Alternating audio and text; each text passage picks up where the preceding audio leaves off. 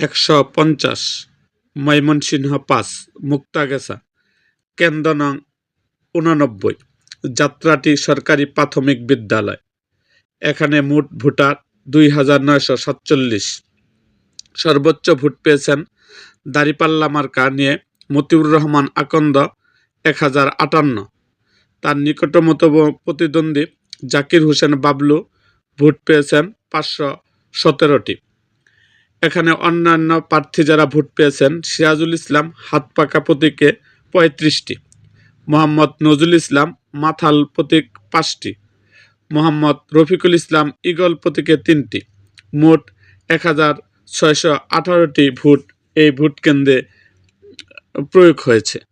এরকম আরও ভিডিও পেতে এবং নির্বাচনের সর্বশেষ খবর জানতে আমাদের মুক্তাগাছার ইতিহাস মিডিয়া ইউটিউব চ্যানেলটিকে সাবস্ক্রাইব করুন এবং পাশে থাকা বেল আইকনটি বাজিয়ে দিন।